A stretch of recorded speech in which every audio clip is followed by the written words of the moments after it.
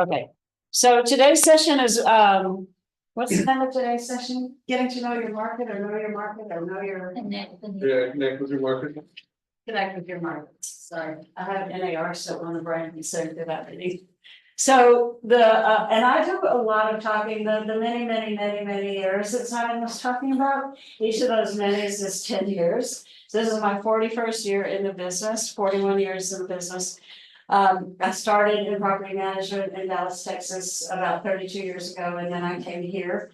Mostly worked in commercial real estate, and 20 years ago joined Keller Williams so that I could do both residential and commercial and build my team. So we have a team of 10, and I don't want to talk about me. I want to get into this and not waste time. But if you have questions, I'm happy to answer those. Just interrupt. Know your market. Well, that's what we're going to talk about first, and then how to build your expertise in that market and utilize the resources. And then we're going to recap some ahas, and then we're going to have some daily success stuff going on. I don't know what that says behind there. Habits. Okay. Let me click to this next. I knew this wasn't going to work. It never works for me.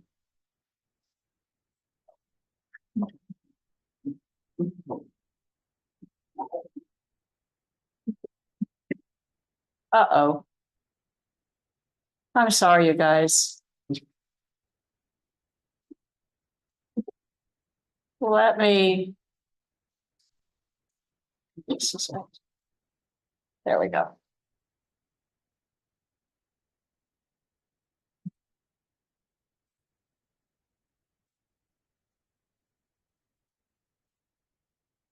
How do I get that? Does anybody know how to get that back to full screen? Should be adult and parents. I- Wow. Yeah. Oh, maybe the percentage down I just want the slideshow, the right one. This Yeah, one? this one, yeah. there. There you go. All right. Very good. Now let's see if this will work. There. All right. Now it's, thanks you guys. I know how to sell real estate. I don't know how to do any of this. Okay, so here's the truth. If it's been done in another market, it can be done in your market. Once it's been done, no matter where, it's just a matter of finding out how that can be possible in your world. That's what Gary Keller wrote in the Millionaire Real Estate Agent book. If y'all don't have that book, you need to get that book, keep it on your nightstand and read it. Read it from the back to the front, because from the front to the back, the first 25% of it was way over my head the first time I read it, because it's all about systems and budgeting and all of that stuff. And from the back to the front, the back is everybody's success stories on how they read the Millionaire Real Estate Agent book and what they gleaned from it on how to build their business. I'm going to tell you something about here's the truth. That's not always the truth. Here's the truth. And Gary Keller is my hero. But I will say one thing, because you're in Los Angeles. Here's the truth. If it's been done in another market, it can be done in your market. Once it's been done, no matter where, it's just a matter of finding out how that can be possible in your world. That's the most important part of that statement. Because in Los Angeles, we have found, especially in these days and times, most people don't answer their phones and most people don't answer their doors. And in other markets, and we have, my son's he has a team he's building in Franklin, Tennessee, which is right outside of Nashville. And everybody's very friendly there, and they do open their doors and they do answer their phones. And so once he figures out what the system is from some of the training that he's taken and he implements that strategy in his market, he has good success with it. We have to figure out how to adapt it here. And it took me, because I believe stuff that's presented to me, and I don't always read that one word, figure out how that it can be possible in your world. I don't always see that because I also have attention deficit, and I'm a real high D. I'm a real high D personality, so I want it done now.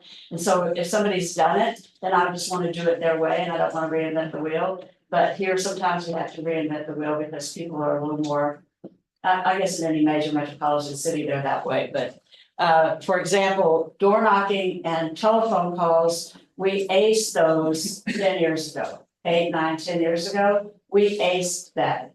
And we would go out and blanket a neighborhood with, we do the, what we call our 8 steps, the 8x8 program. If you've read knowing your real estate agent, you know what that is too. And that's when you list a property, it's a just listed versus coming soon flyers we send out, and then it's a just listed flyer we send out, and then it's an invitation to the open house flyer we just send out. And then it's a phone call all around the neighborhood through Mojo, which we can't use anymore thanks to the Federal Trade Commission. But we call the neighborhood and make sure that they got those flyers in case there were absentee owners that maybe didn't get the flyers, so that was the fourth step. The fifth step was thank you for coming to the open house this weekend. If you missed it, boy, I missed a step. The fifth step is not the thank you. The fifth step is the day of the open house. We have a clipboard and we walk the neighborhood and we knock on the doors and we let every homeowner know that we can talk to. We let them know that we were having an open house that day and that there may be some extra traffic in the street or on the neighborhood. And if anybody's blocking their driveway, here's my card. And just text me and I'll find out whose card is blocking your driveway and have them move it. It's more of a customer service call than a sales call. And so that's our fifth step. And then the sixth step is after the open house, like them coming to the open house. And in case you missed it, we'll be open again next weekend. Or in case you missed it, we have 5 offers that the seller's considering. Or recently, it's in case you missed it, please come next weekend because no one came to the open house last weekend and we don't have any offers yet. I'm kidding, we didn't tell them that, but it's true. So we have the 8 steps that we do, and now we've had to figure out how to do a lot of that. I took a social media training. I think it was through Jeff Glover. I don't remember where. I took it recently, and in major metropolitan areas, they're finding that social media is the new door knocking and is the new circle calls, because people do look at TikTok, they do look at Instagram, they do look at Facebook, they do open some of their email messages. That's their answering the phones and answering the doors. And so we're focusing, my team's focusing really hard right now on how to get that out into social media so that more people know about us. If you coach or know at all who Grant Cardone is, that's the one thing through all of his successes, from being a poor kid in New Orleans to the billionaire that he is today, is that it's not about how good your product is, it's about how many people know you and your product. So it's just, he's always saying, don't be obscure. If you don't have as much business as you want, that's why I like teaching this class about knowing your market and knowing your community, because if you're not getting as much business as you want, it's only because not enough people know you, right? The more people that know you, the more people that recognize your face. And that's why door knocking still works in some of our neighborhoods. Once we have a listing and the neighbors get to know us, and we can go back on a regular basis and leave information. We can leave a market survey, we can leave a CMA, we can leave an update on what's happening with the buyer commissions, we can leave anything that's informational for them. It's not selling, but they see our faces. And then they are not only more likely to answer the door when we knock, but sometimes they'll come out and ask us questions. We have that happen all the time. So once you've built the relationship, then you're in the community and they know who you are. So you can't do that one time and expect that they're gonna know that you're the expert in their neighborhood and that you're the agent of choice for them. They have to see your face more often, and that they see that on social media and they see your phone numbers, your cell phone numbers, then they feel like they're in a relationship with you. So you have to be consistent with building those relationships. Oops. Knowing and connecting with your market is all about the research and preparation. So part of the beauty of this is that if you don't have a farm, how many are like brand new to the business, brand new? So you don't really have farms that you're working at, and are you using Command? Are you building a database in your Command? So here's what I'm going to tell you to do. First step, everybody on our team, I know I'm going to sound like I'm sound like I'm selling Amway right now, and I'm not.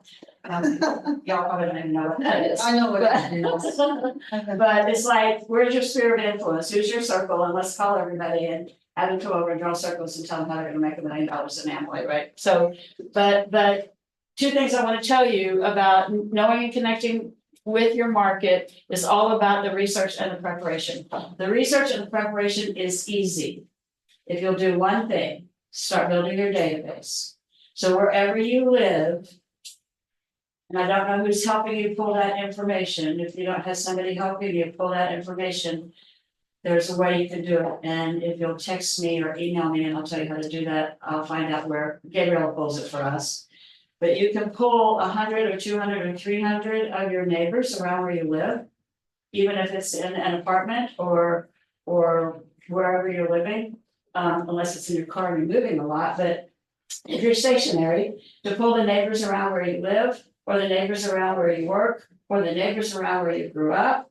There was an agent on our team that wanted to move back to the South Bay, and she started farming the neighborhood that she grew up in. And there were still people in that neighborhood that knew her. And she built her farm that way. So when I call your sphere of influence your farm, start putting people into command. You can create a newsletter in command. And it goes out automatically. Every month, all you have to do is plug in a new point of interest or a new thing that's happening in the neighborhood or new something so that your newsletter goes out to them, so you're touching them. But when you have that, create a flyer that says, look what I did, or guess what I am, or this happened, and announce that. Don't be a secret agent. Announce that you are working at KW South Bay and that you work in residential, commercial, property management. Even if you don't partner with somebody in this office that does, you can call me, we do all of that. Or find somebody else that you like better. I can't imagine that you would, but you might. Find somebody else that you like better that can help you with that. And in the commercial world, at KW Commercial, we're required to work on a 70-30 split with you on the first one that you do. And then the next one you can do on a 60-40 split, the next ones are 50-50, and then you should be able to do them on your own. That's a requirement from KW Commercial. I have a little more flexibility in that because I've been here many years. And we can work something out, but at least you'll get the experience. So if you need help with luxury, if you need help with foreclosures, notices of default, there's somebody here that specializes in that and has experience with that. And come to them or come to me and we will partner with you on that. We will go with you on your first listing appointment or two. Simon's excellent at that.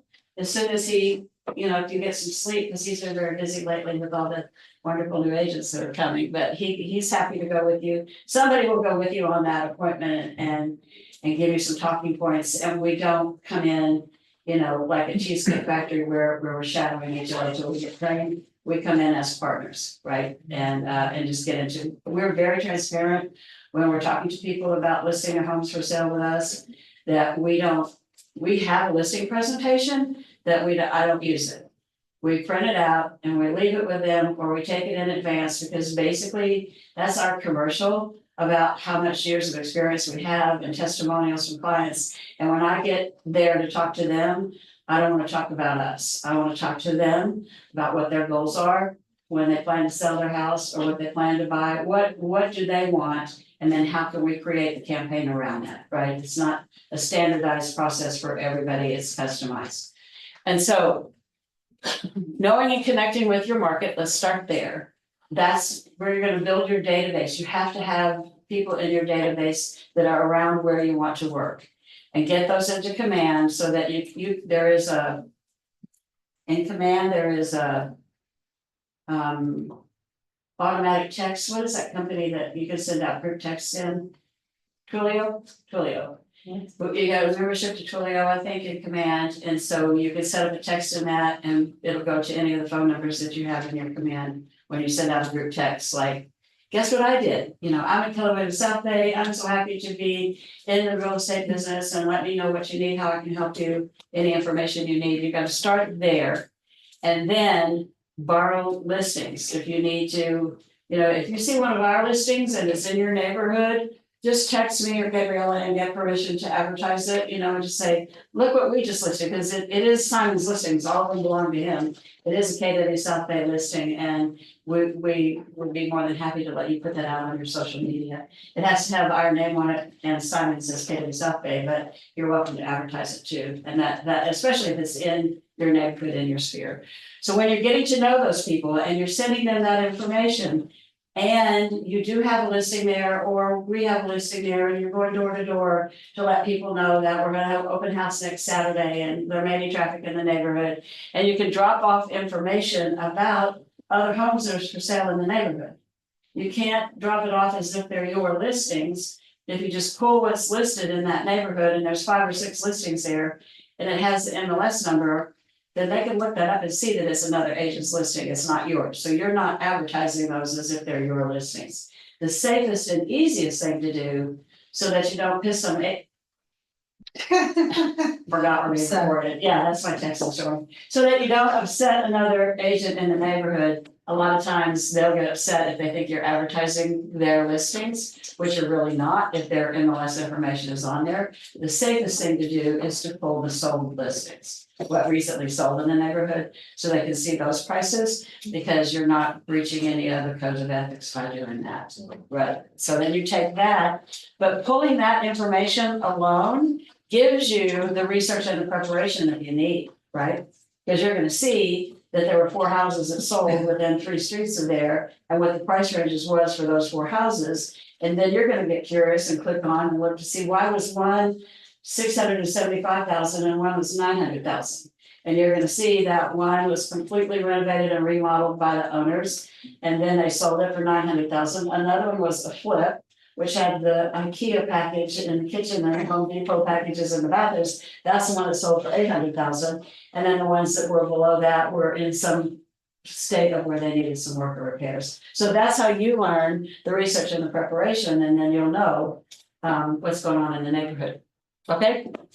Questions yet? Michelle, would it be a good idea when you're pulling those listings and showing the MLS to put, we used to put a disclaimer, information is from the MLS. Yes, So it doesn't look like you're trying to falsely advertise that you sold those yeah, homes. yes. It's like that disclaimer that we put on, because we mail to all of the canceled and expired listings. You can't mail or call with listings that are on hold or that have been withdrawn from the MLS, because those technically still have a listing agreement attached to them. They're just on hold for a minute because someone got sick, or someone's getting a divorce, or someone flooded the kitchen, so they put them on hold. Or they withdraw them sometimes over the holidays, they don't want to be showing the house during the holidays, so cancel, hold and withdrawn are still listed, and you're not allowed to call those owners. Expires and cancel, these are my favorite. The cancel, I love, because somebody made somebody mad, and they cancel, they fired them, they canceled their agreement. So we mail and call all of the expires the first week of every month, right? And some of those accidentally expired, the agent wasn't on their game and didn't get it renewed in time or get it extended. And so we're not supposed to mail those people, but I don't have time to look at everything that expired and figure out which ones are relisted.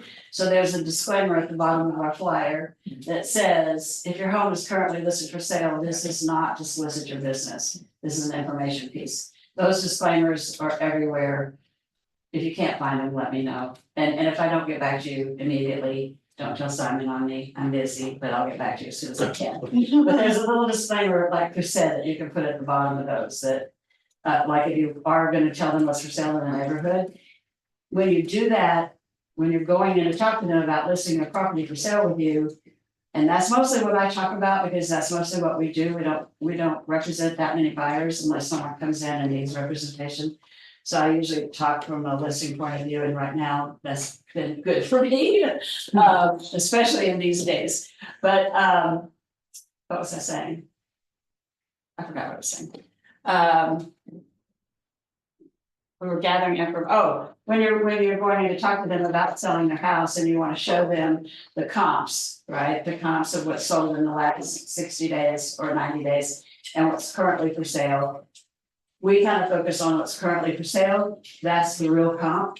That's the competition. It's like if you're looking at 4 pairs of shoes you're going to buy, that's the real competition. It's not what sold last week and how much they sold for, or what's going to be coming up. We look at current active. That's what the buyer's looking at. These are the properties you're competing with, right? An appraiser will look at what sold in the last 90 days, or sometimes they'll go back 180 days. And we include that in our report for them, but I don't focus on it because things are changing too fast right now and they're going up and down. So we kind of focus on what's right there. But when you have that and you've pulled that information in the CMA that the MLS gives you in the current market analysis, or you pull it in I like to use the Realtors Property Resource, the RPR, it's more thorough, but whichever of those two that you use to pull your report that you're gonna give to your seller and show them what's going on in their market. That's a full printout of that house that's for sale, so it shows who the listing agent is. And what their contact information is, so you're not misrepresenting that that's one of your listings, right? Okay, so the buyer's market, we're gonna talk about the three types of market in real estate. The buyer's market is more than 7 months of inventory. And the balanced market is from 5 to 7 months of inventory, and a seller's market is less than 5 months of inventory. A balanced market, I would have to add a little parentheses to that to say, or a flat market. Because right now, what we're finding with our listings is the market's kind of flat. It is balanced, there are more buyers than there are sellers, but the buyers are waiting to buy. Because they're convinced that, interest rates are gonna keep coming down because of the elections. I'm not so sure, yeah. I have a quick question, when you say it's more than 7 months of inventory, what is that, what is the 7 months of, or the 5 months of inventory, or the 7? Like, what is of it, it means that the house has been sitting there for 7 months? No, it What does means, mean? it means that if you look at all the homes that are for sale right now. Like if there's 8 or 10 houses for sale in that particular, just say area 157. Area 157 is South Redondo Beach, west of the Esplanade.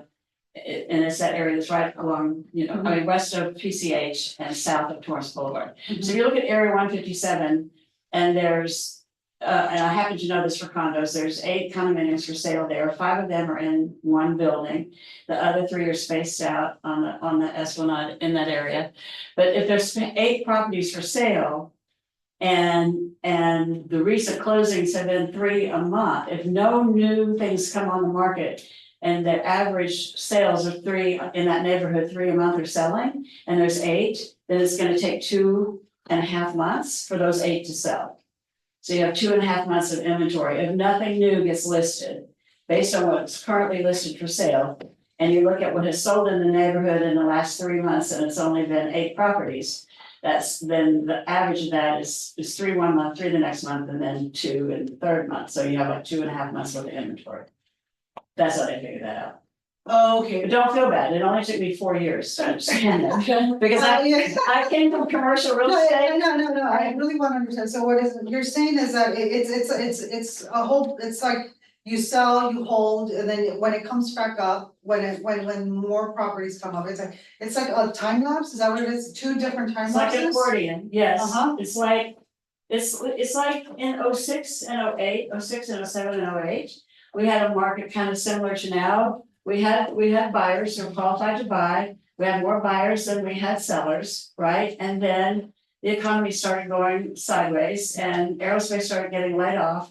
And other people started losing their jobs and prices started dropping, and then people owed more on their house than what it was worth to sell. Because people were doing fire sales, they're selling the properties just to get out of Dodge and move back home or go get a job or do something else. So prices were dropping and banks were foreclosing, and all of a sudden, we went from having 12 properties for sale around Merrill West to 28 properties for sale. So then it's gonna take a little bit longer to sell those 28 properties than the 12 that were there, so you probably have 6 months of inventory. Oh, okay, that makes sense, so it's averaging now how many properties are in each. And how long it's taking to sell them, yeah. So those 8 properties that are for sale on the Esplanade, and there's 5 of them in one building. Those 5 have been on the market anywhere from 121 days is the one that's been on the market the longest. And then 2 of them have been on the market for about a month. One of those is one of our listings. And then the other 3 properties that are for sale. All of those in the building I just told you about, those 5 are 1 bedrooms. There are no other 1 bedrooms on the Esplanade for sale. The other 3 properties that are for sale are 2 bedrooms. They're in gated, controlled access properties, the foyer is locked, you gotta buzz people in, there's like 100 units there. And then a couple of them are townhouses where there's like 4 on the lot or something. But the one that's in the building that we have, the HOA there recently changed their rules that they wanted there are rules in condominium communities about ownership. Lenders, when the lender's doing a loan, they want to see that 60% of the people that live on the property are homeowners and 40% are renters, right? They like that ratio because they know the homeowners are there, they're on site, they're participating, they're attending meetings, all that 60-40 ratio. Some lenders have a 65-35 ratio. This particular community is upset that a lot of the renters there are doing Airbnbs. Some of the property owners are doing Airbnbs and VRBOs, but they have some renters there who are going out of town for a week over Labor Day weekend or something, and they Airbnb out their unit. And the homeowner lives in Nebraska or lives in Tennessee, and they don't know that the renter is renting out, and subletting is not allowed in most leases. So the HOA there decided to get control of that, and they're forcing their ratio down to 25% renters, 75% homeowners, 25% renters. So guess what happens when somebody moves out and they buy a house or they get transferred and a unit's vacant, the property, the homeowner, the condo owner can't lease it out again. Because they have to show the application and everything to the HOA to make sure the renter is approved and to move in there before they can move them in there. They can't just do it themselves. Now they can't get that lease approved because they're not at the 25% ratio yet. So they have to sell because they don't need a vacation home here. Okay, good with that? Any more questions on that? Inventory is the number of properties for sale within a market. Oh, there's your answer. What is the inventory of your market? What's the average number of days it stays on the market? What's the typical price of the home in your market? And based on the inventory, what type of real estate market are you in? So as I said, we're kind of in this weird balanced market right now, but it's a little bit flat because everybody's waiting. There's a lot more buyers than there are sellers, but the buyers are kind of waiting to see what happens to interest rates. And one of my favorite conversations around that is, what does that matter? Why are you worried about the interest rates? And they're like, well, I don't know if they're gonna go up, they're gonna go down. And I said, how does that affect what you want to, why are you even asking me the question? What do you want to do? What is your plan? What do you want to do? Comes from one of our team members.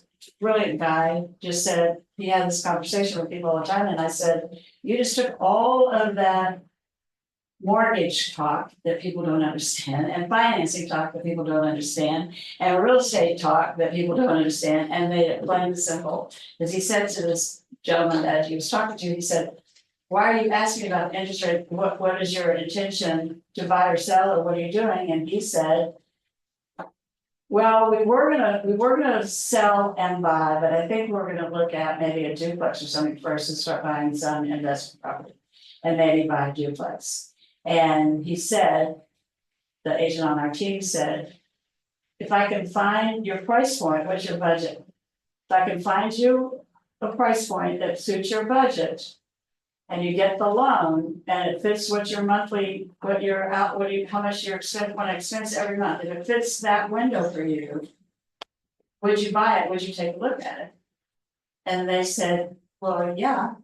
They said, there's a lot of different lenders, have a lot of different loan products, and I will talk to them and I will find you some duplexes and triplexes to look at. If you want your mortgage payment to be, $4,500 a month or $5,000 a month, if I can find that for you, will you consider buying that property? And the guy said, yeah. He said, because in 2 or 3 months, the interest may drop, but you can refinance. Or in 2 or 3 months, the interest rates may go up and you're locked in at this right here. So it's not that relevant. What's relevant is what you want to expense and budget for every month. Okay. And the typical price for a home in your market, if you live in the South Bay, good luck with that. Because there's no typical price, right? Unless you're in one of the homes that were built in the 80s or the 90s, in a gated neighborhood or the townhome communities or something, because those are all pretty cookie cutter. But in most of our neighborhoods, that's why Zillow's estimates are so far off, because there's new construction at $1 million, $1.5 million, or $2 million. And then there's a tear down price at 600,000, and Zillow averages all of those. There's no typical price in your neighborhood. When I first met my current husband, it's kind of a hobby. husbands. But when I first met him and he was living in a little house, Chris, you know. So he was living in a little house in a neighborhood in South Redondo. And it was on a 7,000 square foot lot, and it's an 800 square foot house, 2 bedroom, one bath. And he's like, yeah, my house, this, ladies and gentlemen, was 18 years ago. He says, so my house, I think is worth about $800,000. I said, no, it is. Your house is $500,000 because it's land value, it's a tear down. It was built in the 40s. The house next door to you, they tore down, and they built 2 3-story townhouses, detached with garages. And all the new amenities, air conditioning, all the school stuff, those sold for $1.2 million. So when you look at Zillow, those are getting averaged in with your house that really is $500,000 land value.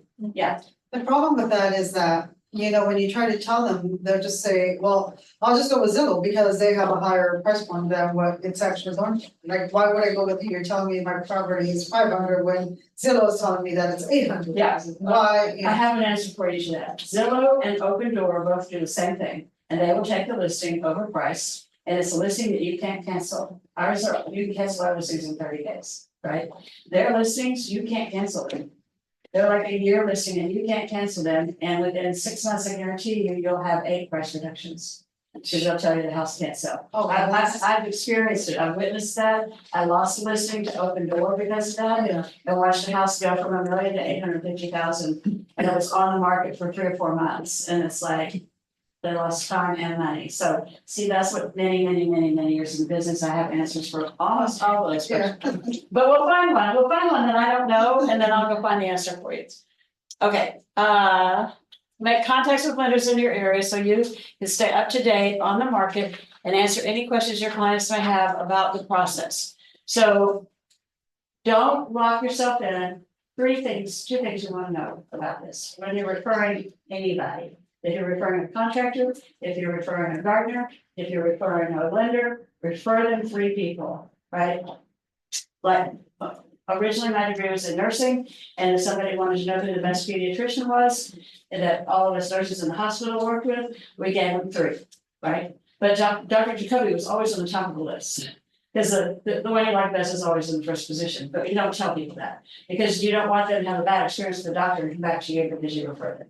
And we did have an agent one time that was sued for that over a contractor. She referred one contractor to one of her clients, used that contractor messed up the job, didn't hold to his warranties, and the homeowner sued the agent for referring the contractor as well as the agent. So refer 3 always, but truly you're gonna want to have about 5 lenders that you have a good relationship with and that you can refer, because they all have different products depending on who they work for. And some have more experience than others, like many years, and know where to dig to find something. We just had that happen with that unit on, that's when I was talking about that condo. It can't be sold unless it's a cash buyer, because the people that are selling it are brothers in Illinois who inherited it from their brother who died here. He died, let me tell you this story. So you don't get out of the business, stay persistent. The brother died 4 years ago. Natural causes, he was in his 80s. He was in the hospital, he did not die at home. He died 4 years ago. The 2 brothers that inherited the property live in Illinois. It took them almost 2 years to get the probate worked out, because it was out of state and I had to refer them. I started talking to them then, because the lady that runs the HOA there loves us and referred me to them. And I got a title guy on it here that can work with the probate attorneys here and the probate attorneys there to get the probate settled. 2 years to get probate settled. And some of it is the client's fault because they don't move real fast, these guys, but it's still more, they were more like that. And then they got the probate worked out, and I was checking the title all the time and seeing, and finally they're on title.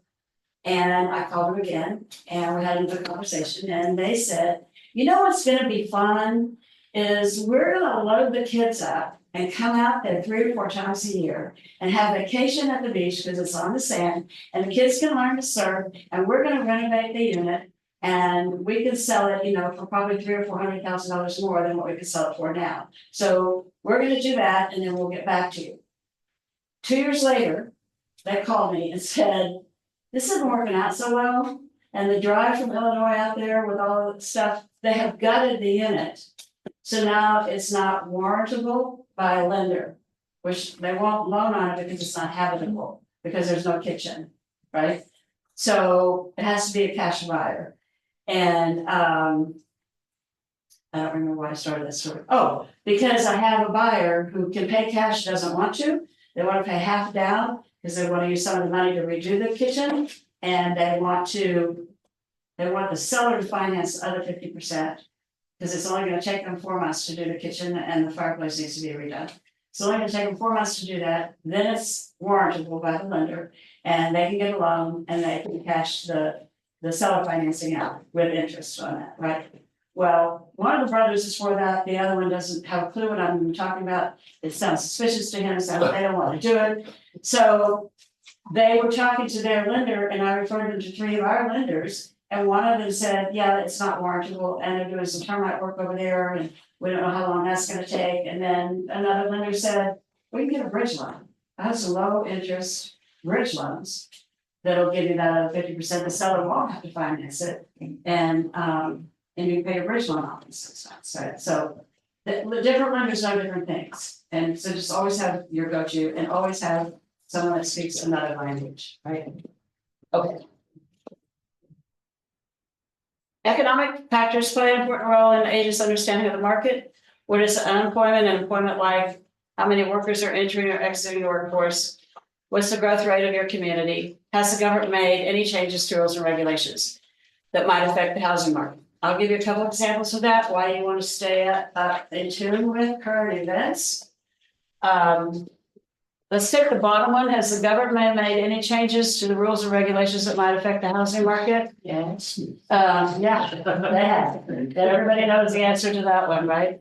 The growth rate in your community, most of the South Bay communities have a pretty stable growth rate of 4 to 5%, right? I'll tell you what happened about 12 years ago in Hawthorne, single-handedly, the administrator of the schools, superintendent of schools, and the elected officials in the city of Hawthorne decided that they could use some magnet schools there, right? And some, because kids have different ways of learning, and the magnet schools are more like labs and specialties. And they created the Wiseburn School District, which is not part of Hawthorne School District. And the Wiseburn School District is that part of Hawthorne that is up against Manhattan Beach and El Segundo. So the aviation is the boundary on the west side, Rosecrans, yeah, it's north of Rosecrans, and it's east of aviation, and it's south of El Segundo Boulevard. And then it's weird. The east boundary is on the east side of the 405 freeway. And it runs mostly along Ocean. But it does kind of zig and zag in there because parts of Lawndale are in there, they don't want to be part of it yet. So, but my point is that when the Wiseburn school system started and Da Vinci opened, one of the first schools was a high school, and that opened, all those houses in that area I just gave you were suddenly $100,000 more than the ones on the other side of 405. And it stayed that way for a couple of years. And then they added another block on that east side over to Shoup, I think, that was included in that school district. And so then the prices of those homes, because of the schools, right? So if you didn't know that, and if you didn't know that the mad scientist Elon Musk is moving everybody out of there to Texas, right? If you didn't know that, then you wouldn't know to watch that area for vacancies to come up because everybody's moving to Texas, allegedly. I moved here from Texas. There's a reason for that. The weather's better. Okay, so and how many workers are entering and exiting the workforce in your market, and what the employment and unemployment rate is like. So that makes sense to everybody, right? Okay.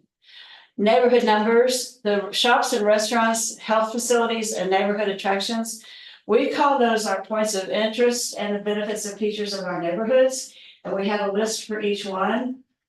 Gabriella currently is incorporating that onto our website because we have the cities that we service. And when you click on that city, you don't just get the IBX of what homes are for sale in that city, you get the shopping and the dining and the schools. We can't do the churches, that's illegal.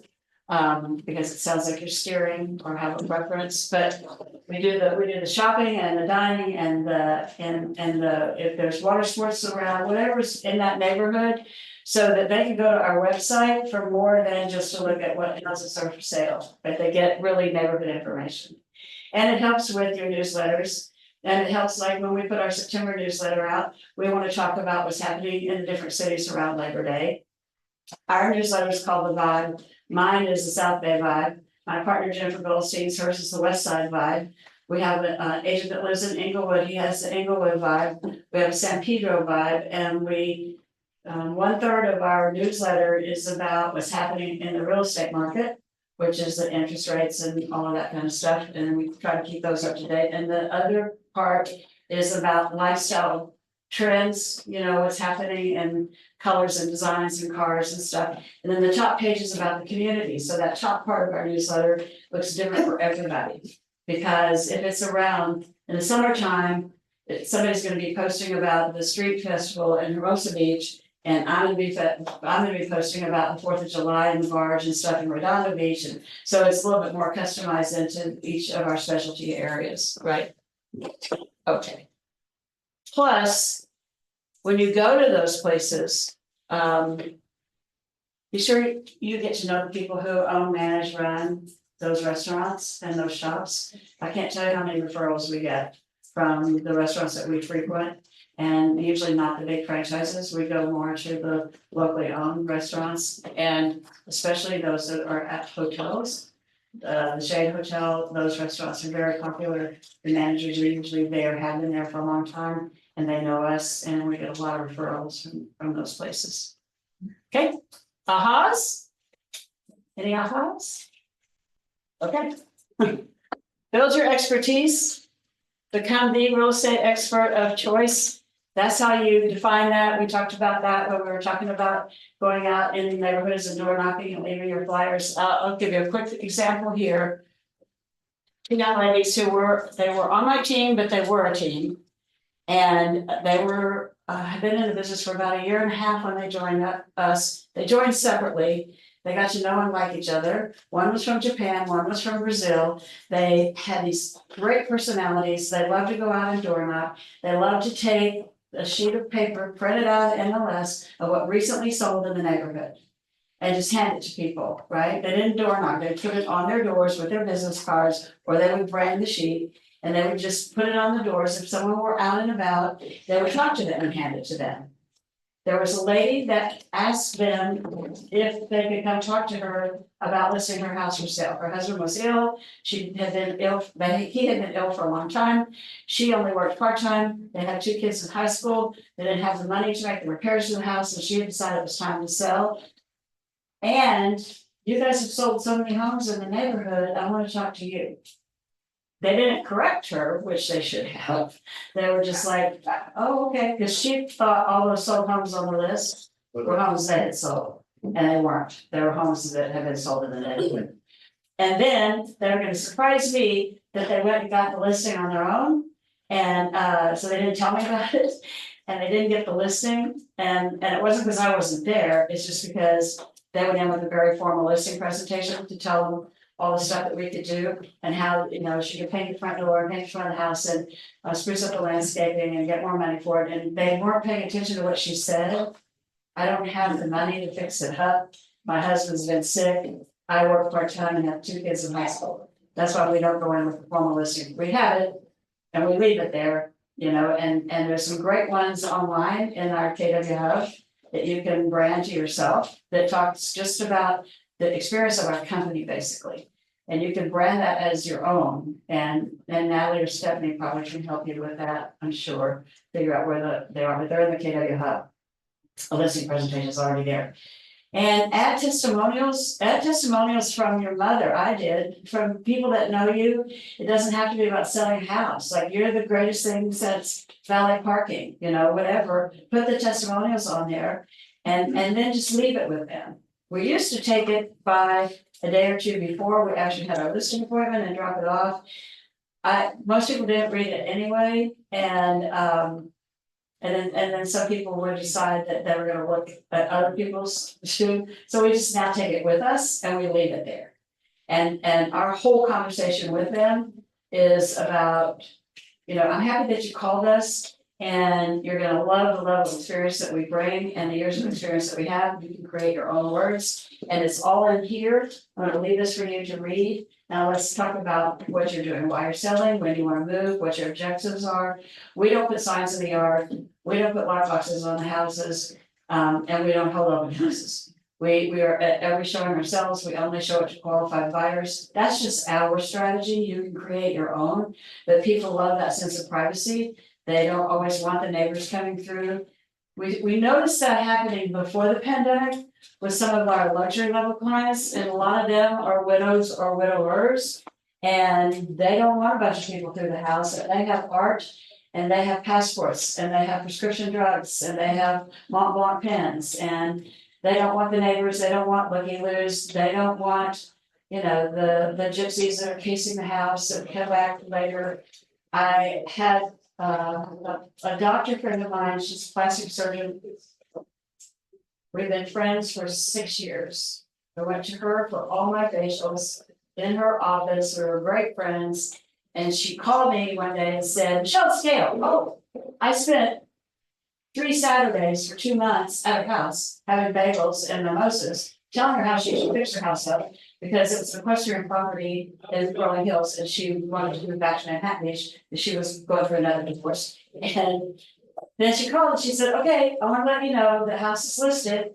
And the first open house is this weekend, if you can help Colleen find a buyer. I went, Gail? What? And she said, I listed the house, I listed with Colleen, and she was with a agency that does South Bay Brokers, doesn't exist anymore, but Colleen worked with South Bay Brokers, and I'm like, well, I kind of assumed that you'd be listing it with me, my mistake, obviously. And she said, well, oh, Michele, no, you know. And she was an equestrian, and she had been thrown from a horse and broke both her hands. And that's one of the other reasons that she was selling her property. She didn't do plastic surgery anymore because her hands were not what they were before they were broken. And she was, leasing out a couple of her stalls, she was boarding horses there, and her girls were off to college, it was just too much for her.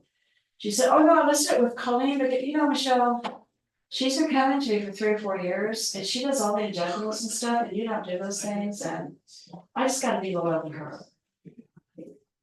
Well, you're right, I'm not going to needles for that, no, it's okay. So 2 weeks after that, she called me in tears. Can I come see you? Can I talk to you? Can I talk to your broker? And I'm like, Gail, what is wrong? And she said, $45,000 worth of diamonds were stolen out of my safe this weekend for open house. And I said, there's nothing I can do. And she said, I'm gonna sue. Arnold was the guy that owned South Bay Broker. She said, I'm gonna sue the agent. I'm gonna sue Arnold. I said, wait, calm down. Why don't I come up there so you don't have to drive over here? Let's talk about this, right? She said, no, I gotta get out of the house. I gotta get out of the house. Are you there? I'm like, yeah, come on over. So she came over here. And the agent had put in the MLS with all the benefits and features that there's a floor safe in the closet of the master bedroom. Don't ever do that. Let that be a surprise when you close on the property. Yeah, you know, if there's a wolf range or some very expensive appliances, put that in there. But don't put that there's a floor safe in the closet, in the master bedroom.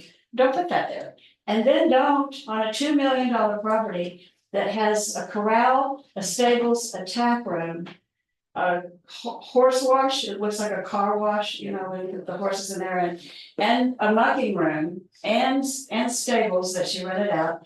And it had an arena where she would work the horses, and a corral where she had the jumps set up, because before her accident, she did some teaching too. She was the first woman to ever go into the equestrian in the Olympics, back when they had equestrians in the Olympics.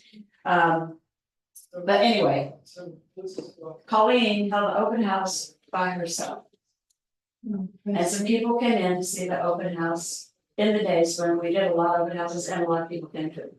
So Colleen is showing the house to these people. And they go out to see the tap room and the stables, because the stables are air conditioned, and then there's a gate that opens out to the trails. Colleen's out there, there's a yoga room next to the pool. She's out there, someone else comes through the open house, right? Goes right to the master bedroom, right? And they start, those things are not hard to break into, but they start just playing with it, right? And left, and other people are coming in the open house door. The next day, those people came back with their in-laws, which is one of the guys in the case and say. But they came back with the in-laws and they wanted to see the property again, so that mom and dad would approve maybe of them buying this house. And while they were out looking at the property, they came in and broke open the safe and grabbed the diamonds. So she couldn't cancel the listing. She was talking to her attorney, our broker was not signing at the time, it said, you need to talk to your lawyer. Because if you cancel your listing, then you don't have a lawsuit, you maybe don't have grounds for the lawsuit because you're believing in a liability. So she had to keep it listed, put it on hold, go through all of that, that was, yeah, that's why I So I started. have a question regarding that story. So what if it would have been the same scenario where they go in there and there's still the diamonds, but the agent hadn't put down that there was a lockbox? Cause it was. That does happen too. Was the problem was that she put that kind of liability on the MLS, or was it that they stole it and she became liable for the stealing? I'm trying to see what was the main problem, why would she be liable, like, yeah, to have to pay it back, that's what I'm saying. Well, technically, it's the broker that's liable, and that's what we all have E&O insurance for. But she left the house open and unsecured while she was on the back acre. So people could come through and if they were looking for a safe, it would have taken them a little longer, but they may have found it because the closet's always the first place they look. But she has liability for having exposed that to the public. Oh, okay, so Yeah. that was. Yeah, Well, how come they couldn't cancel? It's good. you know what, I'm sorry. Sorry, somewhere is the June meeting. Thank you for paying attention. Thank you. I'm not sure why, all I remember from the time is that what her attorney told her was if you cancel the listing, cancel your contract, and that's releasing them from liability. And I don't know. Oh, if you guys are on Zoom, hello? Hey, y'all, agents who are on Zoom, would you mute yourself, please? I don't know how to mute them. Thank you. Okay. I don't know the full answer to the question, but she couldn't. So, I don't know. All right, so 4 steps to building. What does that say? Expertise, okay. Learn the market, learn your clientele, listen to individuals, and keep the headlines in context. We kind of just talked about all that stuff, I think. Sorry, that was really having a good time there. Learn the market, learn your clientele, listen to individuals, and keep the headlines in context. People, there's all these agents on our team when we go somewhere, or they're gonna go on an appointment or something, and they're always asking me to go, and it's not that they love me, it's just that I have this many encyclopedias in my head of examples like this that I can cite to people. Especially if they're meeting with elderly people. 4 times in the last 12 months, Jennifer and I have gone on listing appointments, and the person that we were meeting with is not on title and didn't know it. So, and typically they were elderly, but they had their title stolen from them. One lady lives in a condominium in Long Beach, and she was referred to us by a previous client. We always pull a prelim or a profile for the title company, and it showed her and 2 other people. Oh, what happened? Somebody else wants in. Another person. Okay, thank you. So we pulled the profile, and the lady who had called us to make the appointment, who was 84 years old, was on title, and there were 2 other people on title.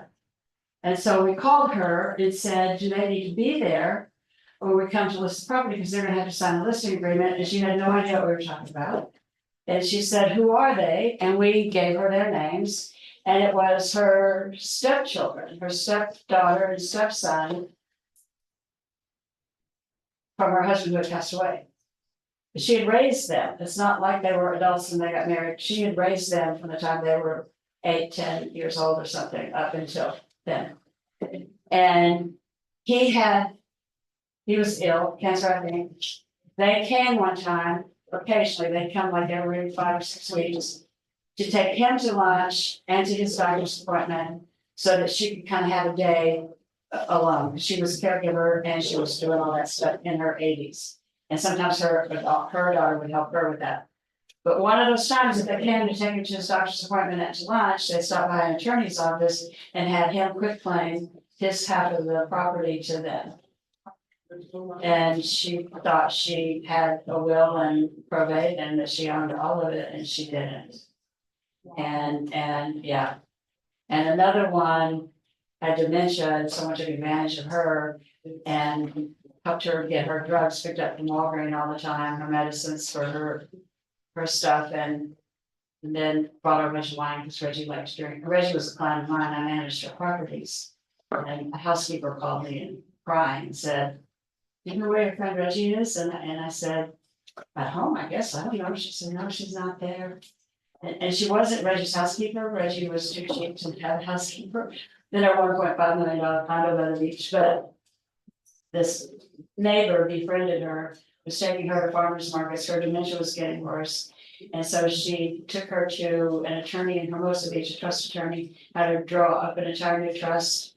I was the executor trustee on her trust, because she had no living relatives that she spoke to. New trust, new attorney, fired me as the executor of the trust, I didn't know it. And this housekeeper told me, she said, she's someplace called Kensington. And I said, I know where that is, it's a memory care facility, it's right down the street from me, so I went down to see Reggie. And Reggie, like, when I walked in, she was in a common room watching playoffs football games, right, that's me. I'm the Dallas Cowboy girl, I watch playoff games, Reggie knows nothing about football. But she's in a new place with all these fun new friends, and they're having a football party, and they're on the couch, and she recognized me, her face lit up, and I could tell she knew me, but she wasn't quite sure who I was, right? So I said, "Reggie, how are things?" She goes, "Did you know this resort was here for seniors? Right here, the Redondo Beach by the beach, this beautiful resort?" And I'm like, "You're in lockdown." She's in a memory care facility. She can't get in or out without an escort. It's a lockdown so that they don't wander out into the middle of Pacific Coast Highway. I said, "I did know that they've been building this." She said, "You never told me." So I'm here while they're renovating my condo. And I said, "Well, that's good, because it needed to be renovated." I didn't want to upset her.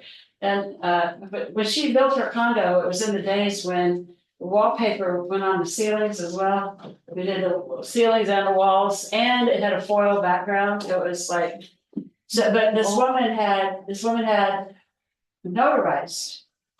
I don't know where she found a notary on the tape like that, but it was notarized, a quitclaim deed, and Reggie was not on the title at all. And the house was listed for sale by an agent from Mexicali. And so they put area 699 in MLS, it means out of area. So anybody that's looking for a house in area 157 or a townhome or condo would look at 157. And they would not see Reggie. And Reggie, 3 times cancer survivor, was very big philanthropically with the cancer care community here. Went to all the charity nights. The Comedy and Magic Club has a women's night in October. She gave them lots of money. And they started missing her because she wasn't showing up around there. Everybody knows Reggie. So especially realtors, because we're very philanthropic and we go to all those charity events, which is coming up in a few minutes to go where they go. But anybody that saw that would see Reggie's unit for sale and wonder, why didn't you call me, right? And then look down and see that an agent from San Diego, way outside San Diego, has it listed and has it under area 699. And they sold it to someone in Mexico who didn't speak English, and the only reason I know that is the HOA still had me down as trustee, and the on-site manager for the property called me and said, "There's a gentleman here that wants all of the keys to Reggie's unit." And I thought she was coming back, she's at Kensington, and I said, there's a huge lawsuit. At that point, I had notified the other attorneys, but she was not on her trust at all. And that money from the income of her property, which was supposed to be being rented out or sold, according to this friend that checked her into Kensington, that 18,000 a month was supposed to go pay for her care at Kensington. It wasn't going there because the house hadn't sold yet and there were no renters in it. And so Reggie was like 3 or 4 months behind on her rent, which is usually when they start moving you to a state facility. But the trust attorney that I worked with, who had the first trust, when I called him and told him what was going on, he went into court and put a less pendants on the title, which means there's a lawsuit pending and it can't sell, to stop it. But she sold it anyway, even with the less pendants on there. Probably the same notary, I don't know. This poor guy has no idea he bought a property he can't live in, so. Yeah. That's why my team takes me everywhere, and that's why they ask me to speak it on the local phone. So I can explain it. For the title, Huh? the title report, the preliminary title, She's on title. no, the preliminary title report, would it show up? It showed up. Well, then you It showed up as a quick, it would- showed up as a quick claim Oh. into this new friend's name. Yeah. I don't know how they did it. I don't know. But I can prove it to you. It was done. Know your lore. Lore is it's not your legacy that you're leaving behind. Lore is the language of real estate. It all starts with the language of real estate. Know your business and notice the changes over time. We've already talked about that. Knowing what just sold and what is for sale and what's coming soon. That, we need to look there now. Learn your clientele. Who are the buyers? Who are the sellers? Does the market benefit your clients or does the market put your clients at risk? We already talked to them about that. If we didn't, stop me, you guys, if you have questions. Listen to individuals. Take a grassroots approach. Learn where your sphere gets information. Be present. So that's what I meant about talking to people everywhere you go. Don't be a secret agent. I have another friend named Reggie, but this is a guy, Reginald. Reggie was about 6'4", maybe taller. Worked at a store that used to be called Skaggs Albertsons. We had Albertsons grocery stores here, and they're now Smart and Finals. And Reggie worked there by my house. His 3 boys, and they're all wrestlers on the wrestling team in high school. We had lots of conversations, my husband and I, with Reggie about his boys. Loved him. I'd go in there on Sundays and buy stuff because we had football parties at our house. And this went on for 4 years. And one day I'm in there by myself on a Sunday buying brownie bites and waters. And Reggie says, "That doesn't look like a football party to me." And I said, "No, I have an open house today." And he said, "You're a realtor?" And I said, "Yes." Like, "Can I tell you that?" He said, "Oh my gosh, I also drive a bus for the city of Los Angeles, and my mom and I own boarding cares, and we just sold 3 of them. I wish I had known that, because we would have let you sell the boarding cares because we wanted to buy a bigger building." And I said, "Well, I can help you buy the bigger buildings that we already did." So I'm sorry, I didn't know. So, because I was not that name magical, but now I carry business cards everywhere I go. And when I pull the credit card or the debit card out of the wallet, the business cards go all over the counter. And it's like, "Oh, sorry, here, why don't you keep one of these?" Okay. Keep the headlines in context. So read the past headlines, know your numbers. Build your expertise. We've already talked about that. Ahas? Questions? Okay. Utilize your resources. This is my favorite part. Command, we talked about that. Get your farm set up so you can start working that and you can start dropping them. Text information, anything. It doesn't have to be salesy, and the less salesy, the better. Just get them information so that they know that you're the local expert and the go-to person. Integrate end-to-end color cloud platform running. You'll learn that from agent services. But that's what I was talking about within Command. There was Twilio, I think it's still in there, where you can sign up for Twilio and then put one message in there and it'll send a text to everybody that is in your Command if you have your phone. There's a lot of other things like that. What is the MailChimp? There's a subscription to MailChimp in Command too that's heavily discounted if you want to send newsletters or emails. Get the KW app. Do you guys have a KW app on your phone? Yeah, and you can share that with people. Perfect. A part of your success system involves social media and other enrichments. 10 posts a day, 5 comments a day, send 1 direct message a day. My team doubled this when the market started slowing down. So there's 10 of us on our team, and we all like 20 posts a day. And now it's real easy because they're all on TikTok and Instagram, and I'm not so much, but I do the Facebook thing and LinkedIn. LinkedIn is a really good source. So 10 posts a day, 5, write 5 comments a day so that you're posting 5 things. And then 1 is to send 1 direct message a day, which would be a, hey, how you doing? Haven't talked to you in a while. Want to have coffee, something, either in an email or a text or a phone call to a friend, right? So as I said, we have doubled this, and there's 1 or 2 agents that have tripled it, but they're still building their business and they have more time on their hands. And I'll give you some clues. When you like 10 posts a day, look at the post and like it, but make a comment so that they can see your post and they know that you're interacting with their life and they know how to reach you. So don't just like it, leave a comment. And then write 5 comments on your own post, on your own Facebook page or something. Write 5 comments a day to someone, that you're looking at there.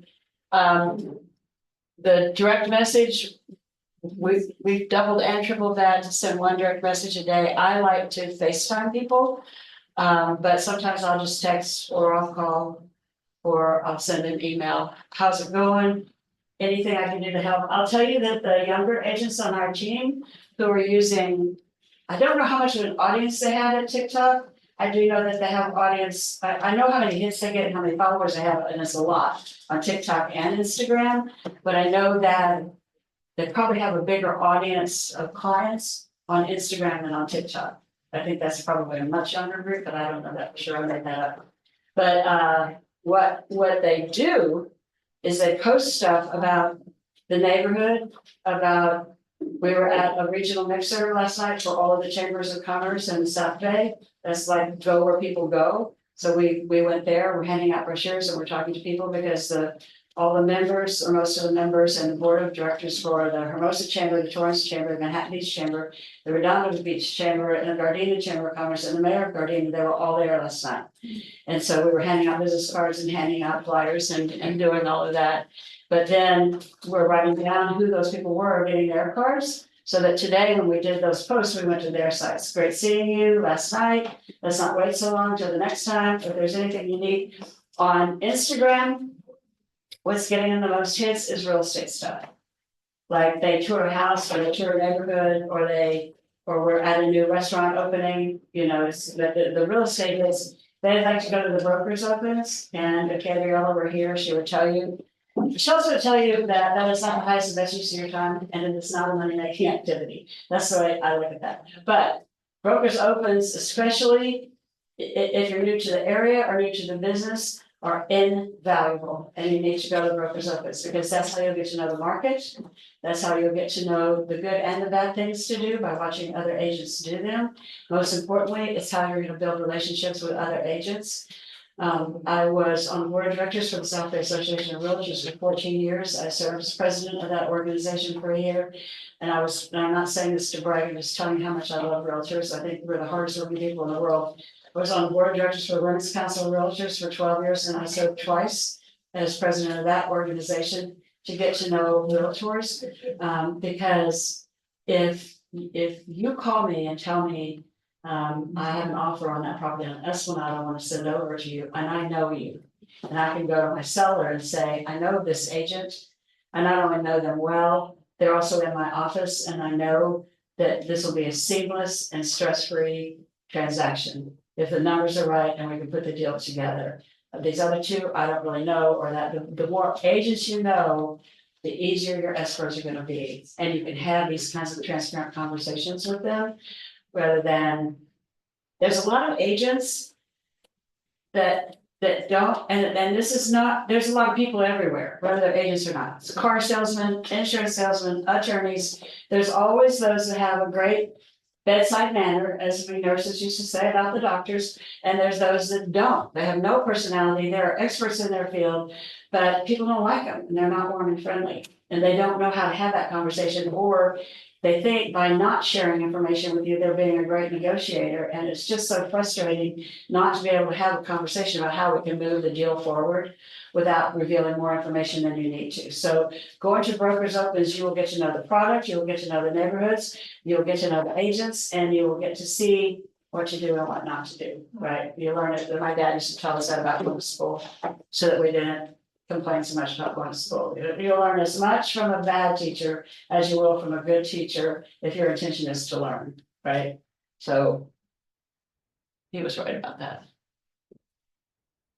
Now what? Study your market center report. Preview homes, take an MLS course, visit and hold open houses, study the language of real estate, read the Millionaire Real Estate Agent book. Mine is on my nightstand, you guys. It's been there for 10 years.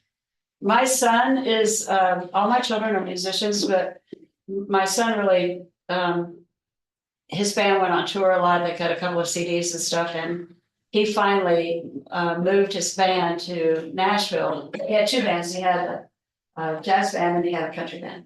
And he hated country music growing up. But they finally moved to Nashville. He's a bit of a playboy kind of rock star. He's 40 years old, single, and all of his old girlfriends are still great friends of mine. Right? It's like, oh well. So he was in Nashville, he falls in love, and he wants to marry a nurse practitioner. And he calls me and says, Mom, I gotta get a real estate license, I gotta start a business. She's from Atlanta. Her mother died 6 years ago of ovarian cancer. Her grandmother is deceased. Her grandfather went to Annapolis, her father went to Annapolis, her brother is a senior at Annapolis. Those three men kind of run her life. They live in Atlanta. She lives in Nashville because she's studying at Vanderbilt for a nurse practitioner. But I still gotta go. Her dad and I, when we see them at holidays, we hang out, we drink a little whiskey, smoke a cigar. But I've got to ask this man for his daughter's hand in marriage, and if I'm him, I'm not gonna let me marry his daughter. And because I'm a musician. And I said, we could get you a real estate license and we could start your business. He grew up in the business. And so we could do that in about 6 weeks. One thing I want to tell you is a lot of people, especially a pilot that graduated from Annapolis, that flies to Dubai, doesn't see a lot of difference in a realtor and a rock star. Because you're still self-employed, you have no benefits, and you book your own gigs, right?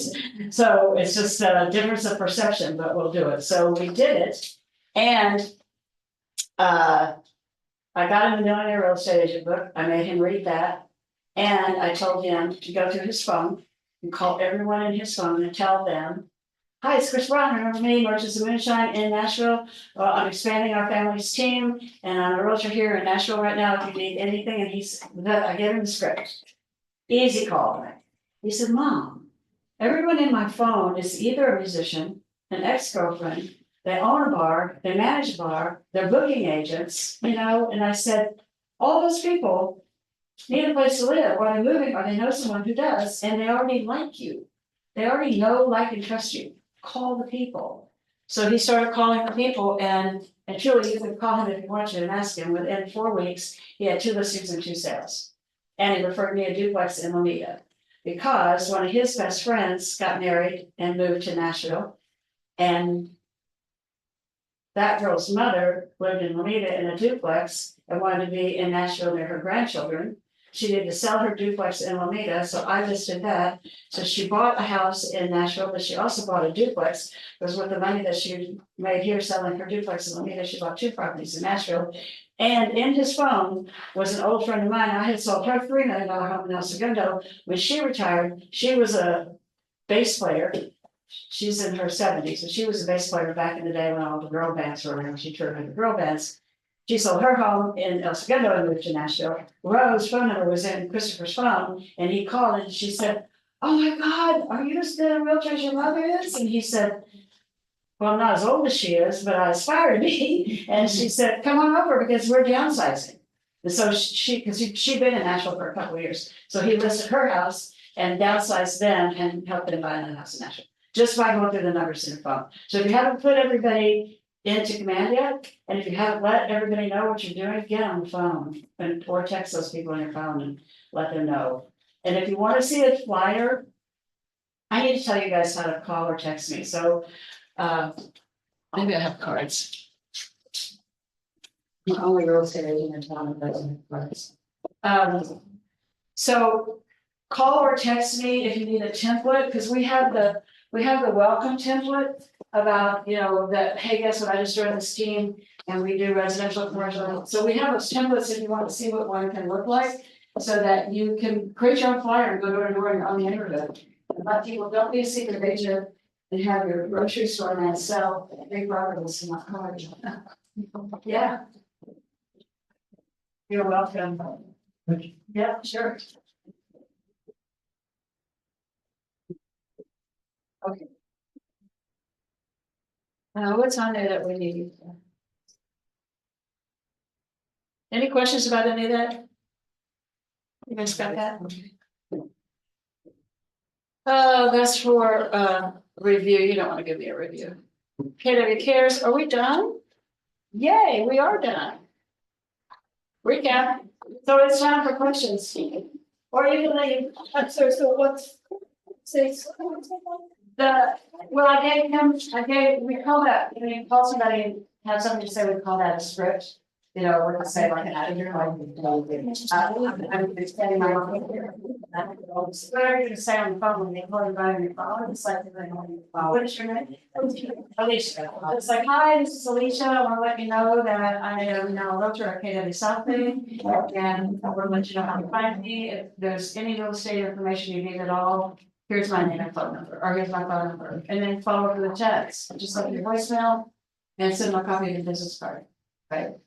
And then the template is what I was talking about for the flyer, to have it in your car. You know, go to the mall and put it on the windows of the grocery stores until the security guards swing with it. But have that flyer so that you can leave that. I'm not going there at church. Talk to your church about, put my flyer somewhere, or you know, they have, a lot of churches have newsletters, or you can take a business card aside and add it out for almost nothing. There's a lot of different ways, but and I started this with no money, right? I was a single mom and I was transitioning out of commercial real estate and I was paying my bills. But I didn't have money to buying billboards and all of that stuff. And in the end, none of that matters. What matters is that I can know somebody and can walk up and shake their hand and they know you and they're glad to see you in the grocery store or at Trader Joe's or at Bolton or wherever you are. Oh, thank you. Thank you very much. Nice, thank you, I appreciate that. This guy's in green. Cute. Yes. Not a Dallas fan, but you know. Most people aren't. They're dropping like flies, thank you very much. Most people are, yeah, not. That's right, most people are Saints fans either, so. Well, actually, I'm a huge Saints fan, because my husband is from Louisiana, and the husband before him was from Louisiana, and my dad was a Saints fan. We're huge Saints fans, that's my second favorite team. All right. Oh my God. LSU is our college team. Well, I'm a Longhorn, but my husband's a LSU fan. Actually, I have a question. So, you know, you do the commercial, right? So, could you tell me more about the partnership? Like, you know, working if I have like commercial, like clients, how? Yeah, because when you're talking to people and you're asking them if they have any interest anytime soon in that buying or selling property. And, or they call them look at property and one of the couple is a dentist, they're starting a practice here, right? And they wanna buy a dental practice, or they wanna buy a medical building, or they want to medical building. They'll ask me to do commercial, you don't have to say no, you can say, I am wanting it from someone that's been doing it for 40 years, so let me put you in touch with her, and two of us will help you. And then you and I will work together on that on a 50-50 split. Yeah. Yeah. Because we have a subscription to, in the MLS, there is a commercial tab where you can look at commercial properties. But most commercial properties are not in MLS because commercial real estate agents are not realtors. They have a real estate license in good standing with the Department of Real Estate. And they practice, they work for CBA. markets and military.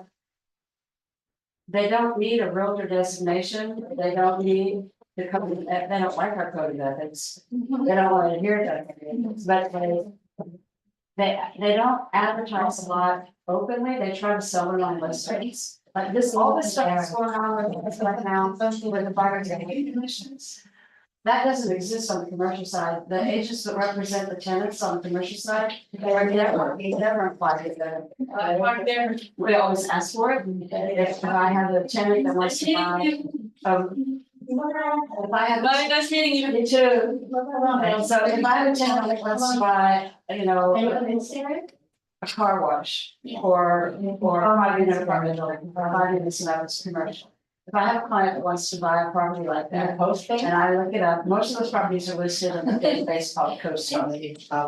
MLS, and put something in the MLS is like $400 a year, $465 a year or so. CoStar is $340 a month. And we subscribe to CoStar. CoStar also owns LiveNet. LiveNet is open to the public. It's a public site. There are agents on there. CoStar is for agents only. So I go into CoStar and I look at properties. Most of the properties that are in CoStar have already been shot. Thank you. Thank you. So like an agent will list a property for sale and they'll take it to all of their clients, past clients. And see if they have any interest in buying it. And then they take it to all of their agents in the CDRE office. And see if they have any interest in buying it. And if it's overpriced or if it's, has some obsolescence, if it's old and run down. And nobody wants to buy it, and then they put it in CoStar and open it up to other agents to start showing it. And so a lot of times we will put what's called a request for information. Like I have a client right now that wants to buy a sizable piece of land, like I think 12 to 14 acres, because they have some special outdoor use. It's not batting cages, but it's something similar to that. And a lot of those, and it wants to be on the west side of LA, and a lot of those vacant properties are like owned by UCLA, right? And they're just sitting there because they intended to build dorms on it or professor housing on it, but it's just sitting there. So sometimes you have to put a request for information like UCLA inside their corporate offices. They have a real estate license that's on agent that's on salary. And that real estate agent that's on salary helps them manage their campuses, add new properties to the campus, or we know about any vacant land that they may be thinking about selling. But I will also put that request for information, it's called an RFI. I'll put that out to other agents at CBRE or Marcus and Millichap. I'll send it to other brokers in the neighborhood where we're looking to see if they have any hotels for sale in El Segundo or coming up, because they don't always have them listed right away. There's a company called NAI, a friend of mine is an agent at NAI, Jerry Masterlin, you see her signs all over town. And the agents at NAI do have a realtor designation because their broker does. The guy that owns the NAI franchise here is a licensed realtor, he's a realtor. They're all licensed agents, some are not realtors. If your broker has a realtor designation and belongs to an association of realtor, then we're required to as well. So the agents at NAI do both. But most of the commercial agencies don't do both. And so when we have a client that wants to buy a restaurant or a dry cleaners, not just the business, I don't do biz ops, I hate them. But if it includes the real estate, sometimes the business is for sale, but the person who owns the dry cleaners is renting the space. So then you gotta work with the landlord too to get approved for the new lease. And I just hate business. I will do biz ops for friends, just to keep them out of trouble, make sure that they're doing the right things with them. But you don't make a lot of money, and typically they sell for whatever the 1 year of income is. And that's about a $200,000 sale usually. But if you're buying a restaurant and this includes the real estate, or you're buying a church, it includes the real estate. And then we write what's called a letter of intent. You don't use the purchase agreement like it's in the zip forms. We don't use California forms usually, the CAR forms. Most of the commercial agencies have their own forms that their attorneys wrote. There are a few, like NAI, because there are realtors, they like to use the commercial forms that are in the zip forms, that are CAR forms, they like to use those. Because the ones that the agencies like CBRE, that their attorneys in-house write, they're like 12 pages, and you gotta edit them, you what they call redline them, and you put notes in the margin of what you want changed. But before that happens, we start with a letter of intent. And so I write a letter on my letterhead, on my stationery, and it's a letter of intent to whoever the owner of this property is, or whoever the agency is, has listed, that I have a client, fully qualified client whose intention is to buy a restaurant.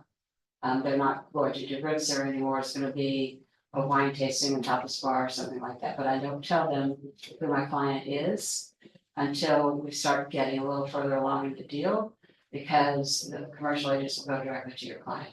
They'll go around you.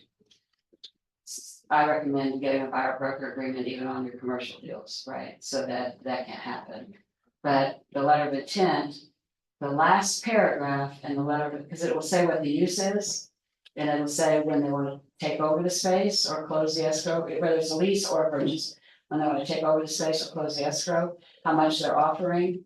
If they want tenant improvements, you know, sometimes they want the walls painted or the, you know, new lights. Sometimes if it's an old building that's been vacant for a while, they want the owner to come in and do us a vanilla shell, at least paint it and clean the floors, and then they'll do their own furniture, fixtures and equipment, if it's a dress shop or whatever it is. Usually they want the landlord to pay half of the tenant improvements and they'll pay half of the tenant improvements. Because once you make the tenant improvements, they belong to the landlord. You don't get to take those out when you leave, it's like a fixture in a house. So they usually ask the landlord to pay for half. But then you get down to the last paragraph, and the last paragraph says that that A. Michele Brown with KW Commercial, KW South Bay, intends for the commission on this to be 4%. Usually on commercial deals, it's 8%, land is 10% typically. So I'll put in there that my expectation is that the commission to KW Commercial South Bay is 4% of the sales price for the term of the lease. You know, if it's I had a lease one time on a space. Do you guys know Redondo Beach very well over on Harbor Drive? There used to be a Gold's Gym over there by the Yeah. hotel.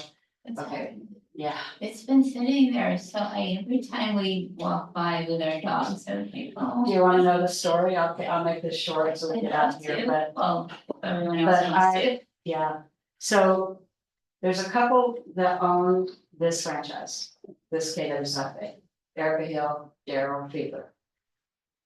They live in Idaho now.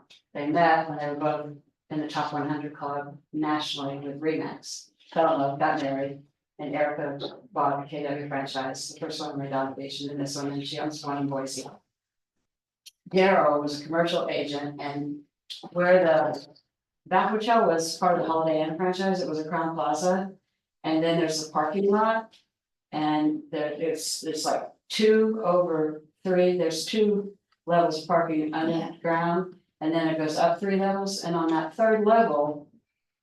There's like a bridge that there's across the 3rd, on the 3rd level. Attached to the hotel coming across is office spaces.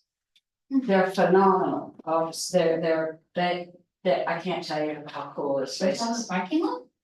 3rd floor of the parking lot, yeah, you can't see them in the parking lot, there's a door you have to walk through, and you're in a hallway. And those offices, when you open up, so USC had a scholarship office or something in there. Grant Cardone was in there when I first took it over, because Daryl moved to Idaho to be with Erica, and Daryl's office was in there. And he closed he was a commercial agent with Remax. Erica had already made the change to KW, then Daryl made a change to KW, and he closed that office. And so because I had commercial experience, and he worked with hotel management over there, and it was managed by, I promise I'm getting to the punchline, but it was managed by an Intercontinental Hotel Group out of Atlanta. Those lawyers there, because the management company, hotels have management companies, most of it. So Daryl took us over and introduced me to the on-site hotel manager who controls the hotel, the rooms and all of the income there and all of the stuff at the hotel. But he's also responsible for what was then Gold's Gym. that revenue, that $26,000 a month in revenue was part of the hotel's income. And, so we go and meet them, because Daryl's office was vacant, and Grant Cardone was gonna move out of his office. So he was taking his business to San Diego before he moved to Florida. But when you walk into those offices, the wall in front of you, all of the offices are different sizes. And most of them have like an area like this in the middle, and then they have a couple offices along the side and across the back. Usually the interior wall is glass, because the exterior wall is a window that opens, which is awesome. So it's a sliding window that opens, and you're looking out over Captain Kidd's and the marina and all of this great view. So in the next, so we rented Daryl's office, we rented Grant Cardone's office. One other office, maybe the SC came up a couple of years later, we rented that. Then one day I got a call from hotel management that they were kicking Gold's Gym out. Gold's Gym had filed bankruptcy. And two of the partners in Gold's Gym opened something called Fitness Bank. They changed the name of Gold's Gym because they were taking over, because Gold's Gym had filed bankruptcy. Fitness Evolution. So they took over that space and they started selling memberships, like new memberships at a really low rate. And then they filed bankruptcy. And the bankruptcy court, the judge of the bankruptcy court demanded that the place be locked and that the inventory be sold to help reduce some of the debt. So hotel management called me and I went over there. There's a back door into that gym off of the parking lot in the corner. The front door had been chained and bolted and locked with double padlocks, so you couldn't get in those two front doors. So we snuck in the back door, but anybody on that front porch could see us, and there's all these people with towels and yoga bags and stuff coming, because they just bought membership. And they were coming to work out, and they're knocking on the door, and I just found a piece of paper, they had a kid's room there, a crayon, and a piece of paper, because they had a date of a nursery. And I just wrote, bankruptcy court has closed and just put it in the window, right? Because I didn't want them getting mad at me and starting to throw stones since we didn't open it. So, the end of my story is, about 7 or 8 months later, I had a renter, Total Fitness out of San Diego. They wanted all 18,000 square feet, that's a 2-story gym. They wanted all 18,000 square feet on a 10-year lease. So the rent times 120 months is sale price, $3 million. $3 million would have been what my commission would have come out of $3 million. And so they wrote, I was representing both sides. Because we had put letters out to any, like a Ruth Chris Steakhouse, anybody that would use that size space. Several restaurants looked at it, they couldn't put a restaurant in there because that's all concrete construction. And the roof of that building is the pool, the hotel. So vents and stuff become an issue, right? So fitness is gonna go in there.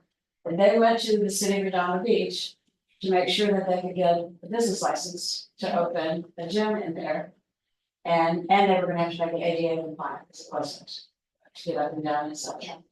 City of Redondo Beach denied them a business license because the master lease for the property says it has to be destination, that space has to be used for resort, marine destination. So you cannot have a school, a church, a fitness center, something else. You can have sunglass shops, I know, go gyms, I know, 25 years they were in there. So here's what happens, that parcel of land is managed by the guys that own the hotel, which is now Smith bought it from. That parcel is owned by the Coastal Title Commission. It's not owned by the hotel, it's owned by the Coastal Title Commission. I know about the Coastal Commission, I deal with them all the time. I didn't know there was a Coastal Title Commission. There is. They own that property. They have the master lease with the city of Redondo Beach. So the city of Redondo Beach was leasing it from the Coastal Title Commission. And nobody ever read in there what there were conditions counted that there couldn't be a gym. So the city of Redondo Beach had leased that building from the Tyco Commission. They in turn had agreed to lease it to my client, the fitness center.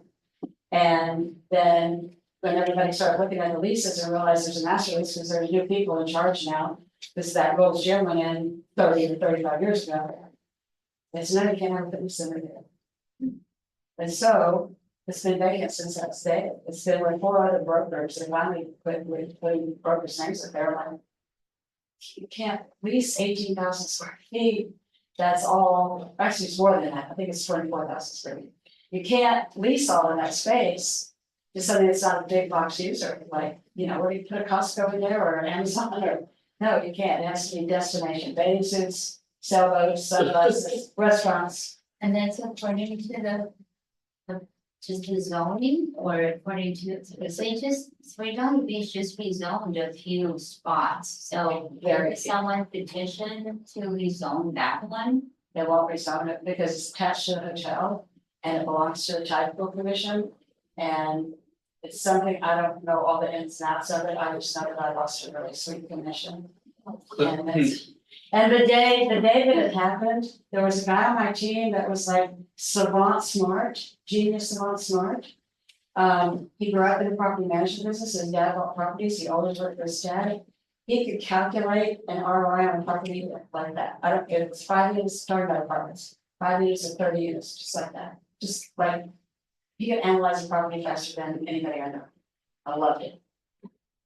Other than that, he didn't have much.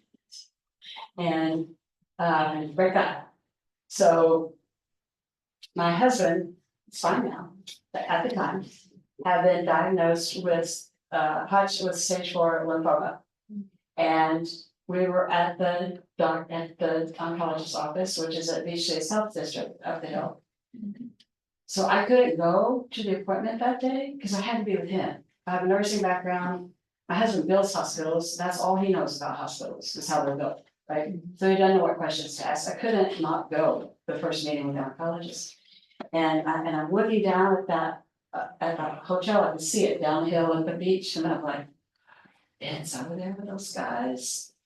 They're gonna be there in 30 minutes. I'm like, oh, get over it. Whatever's gonna happen is gonna happen. Okay, so the doctor comes in. He's talking to Jim about the lymphoma. And that it is manageable. And that what the plan of the treatment is gonna be. And I asked him a couple of questions and he said, and then. After all that, after we do all the chemo, then we'll do some radiation, we'll break it up, because there was like 5 tumors and one of them was putting pressure on his aorta. But I said, he's not gonna die. And he said, well, not anytime soon and not from this. This is curable, it'll be fine. And I said, go. I did. Jim, I gave him a kiss, I said, I gotta go, I'll see you at dinner. And they all start laughing, but I did, I left. I was like, oh, all right, good. Cool. So that's my story about that gym, so every time you walk past it now, you can stand out there and tell people the story. I don't think you're the real estate expert in the neighborhood. Right. Thanks, you guys, this was fun. Thank you. Thank you.